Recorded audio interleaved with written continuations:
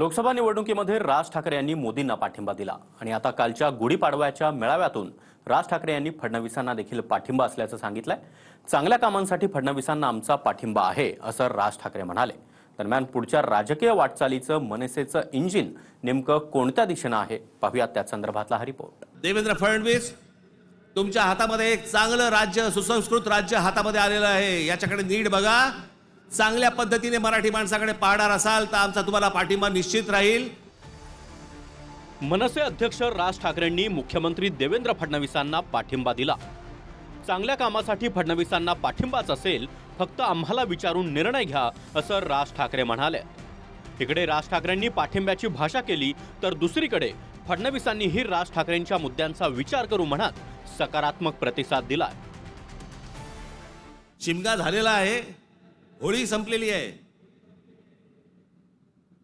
तुमच्या साक्षीने सांगतो, माझं खरं तर देवेंद्र फडणवीस, तुमच्या हातामध्ये एक चांगलं राज्य, सुसंस्कृत राज्य हातामध्ये आलेलं आहे। याच्याकडे नीट बघा। चांगल्या पद्धतीने मराठी माणसाकडे पाहणार असाल तर आमचा तुम्हाला पाठिंबा निश्चित राहील। प्रत्येक गोष्ट आमची ऐकून करा। राज्य चांगलं चालवण्याचा आमचा प्रयत्न आहे आणि राज्य चालवत असताना सर्वांची मदत घेऊन, सर्वांना विश्वासात घेऊनच चालवण्याचा आमचा प्रयत्न आहे। मी काल त्यांचं भाषण पूर्ण ऐकू शकलो नाही, पण जेवढं मी ऐकलं त्यात काही महत्त्वपूर्ण मुद्दे ते बोललेले आहेत। निश्चितपणे त्याच्यावर आम्ही विचार करू, जे काही महत्त्वपूर्ण मुद्दे त्यांनी मांडलेले आहेत। आणि शेवटी राज्य चालवत असताना सगळ्यांना सोबत घेऊन चालवणं हाच खरं म्हणजे आमचं उद्दिष्ट आहे। सध्याची महायुतीची परिस्थिती पाहिली तर 230 पेक्षा अधिक आमदारांच्या आकड्याची भक्कम आघाडी आहे। तसं पाहिलं तर मनसेचा एकही आमदार नाही, त्यामुळे पाठिंब्याच्या आकडेवारीत तरी काहीच फरक पडत नाही। मात्र महायुती आणि विशेषतः भाजपसाठी मनसेचा पाठिंबा म्हणजे विरोधकांमधील एक विरोधक कमी करण्यासारखा आहे। देवेंद्र फडणवीसांनी चांगलं काम केलं तर आम्ही त्यांना पाठिंबा देऊ, ही चांगल्या कामाची यादी त्यांनी जाहीर केली पाहिजे होती। काल त्यांना कोणत्या चांगल्या कामाची अपेक्षा देवेंद्र फडणवीस यांच्याकडून आहे? कुणाल कामरायांचा स्टुडिओ फोडला आणि त्यांना गुन्हेगारांना पाठीशी घातलं, हे चांगलं काम आहे का? मुंबईत मराठी माणसाला घर नाकारलं जात आहे, मराठी संस्कृतीवरती हल्ला होतो आहे, हे चांगलं काम असेल तर जरूर देवेंद्र फडणवीस यांना पाठिंबा देणं ही राष्ट्राची गरज आहे। आमच्या इच्छेला महत्त्व नाही। महायुतीमधला निर्णय घेण्याचे अधिकार माननीय फडणवीस साहेब, माननीय शिंदे साहेब आणि माननीय अजितदादा नाही। पण आदरणीय राज ठाकरे साहेबांनी जर काल हे वक्तव्य केलं असेल की सुरक्षित महाराष्ट्र देवेंद्र फडणवीस साहेबांच्या हातामध्ये आहे, सुसंस्कृत महाराष्ट्र, तर त्याचं आम्ही स्वागत करतो।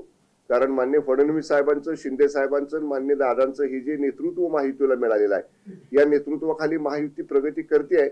आणि राज ठाकरे साहेब जर अशा विचारांचं स्वागत करत असतील तर आम्ही देखील त्यांचं स्वागत करू। राज ठाकरेंची राजकीय भूमिका कधी याला पाठिंबा तर कधी त्याला पाठिंबा अशीच राहिली आहे। 2014च्या लोकसभा निवडणुकीत मोदींना पाठिंबा दिला। 2019च्या लोकसभा निवडणुकीत मात्र मोदींच्या विरोधात भूमिका घेतली आणि काँग्रेस राष्ट्रवादी आघाडीच्या विरोधात प्रचार केला। 2024च्या लोकसभा निवडणुकीत पुन्हा मोदींना पाठिंबा दिला।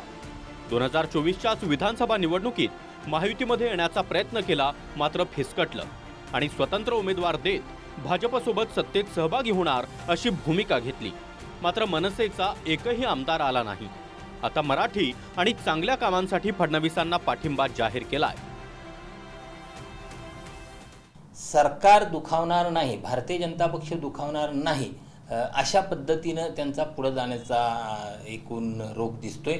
पण ही मला वाटतं संभ्रमावस्थाच त्यांच्या एकूण राजकीय अपयशाचं कारण आहे। आता पुन्हा त्यातला विरोधाभास बघा, एकीकडं त्यांना भारतीय जनता पक्षासोबत जाण्याचा त्यांचा कलही दिसतोय आणि दुसरीकडे त्यांनी नेमलेले जे मुंबईचे अध्यक्ष आहे संदीप देशपांडे, ते भारतीय जनता पक्षाचे मुंबईचे नेते असलेले आणि मुंबई प्रदेशाचे अध्यक्ष असलेले आशिष शेलार यांच्यावर टीका करतात।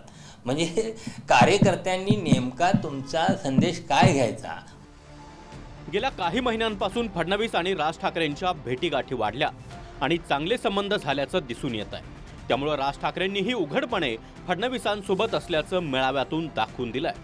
मात्र राज ठाकरेंचे नेते संदीप देशपांडे यांनी भाजपचे मंत्री आशिष शेलारांना झोलार म्हणत चांगलंच डिवचलंय। लागली बत्ती पार्श्वभागाला की येतो शिवतीर्थावर चहा प्यायला, बँड्रातनं निवडून येण्यासाठी येतो पाठिंब्याची भीक मागायला. लागली बत्ती पार्श्वभागाला की येतो शिवतीर्थावर चहा प्यायला, बँड्रातून निवडून येण्यासाठी येतो पाठिंब्याची भीक मागायला. मुखवटा घालून फिरतो, मुखवटा घालून फिरतो, मीच तुमचा मित्र खरा. मुखवटा घालून फिरतो, मीच तुमचा मित्र खरा, पण कपटी मित्रापेक्षा दिलदार शत्रूच बरा. स्वतःला समजतो मुंबईचा मामा शेलार. स्वतःला समजतो मुंबईचा मामा शेलार, पण सगळ्या मुंबईला माहिती आहे की हाच आहे मुंबईचा आशिष झोलार, आशिष झोलार, आशिष झोलार. आशिष शेलारना झोलार बोलण्याचं काम त्या ठिकाणी करतायत. हे सोलारवर चालणारे आमचे संदीप देशपांडे आहेत. त्याच्यामुळे त्यांना सोलार, गोलार, झोलार अशाच काव्यात्मक बोलण्यात रस आहे. मला वाटतं लोकांना हे आवडत नाही आहे. मंत्री म्हणून काही कमी असेल बोला, त्याने काही सूचना करा. आता जर बात निघाली तर आणखी खोलवर जाऊ शकते. त्याच्यामुळे झोलर कोण आणि खरे कोण हे समोर यायला काही वेळ लागणार नाही. Bureau report, TV9 Marathi.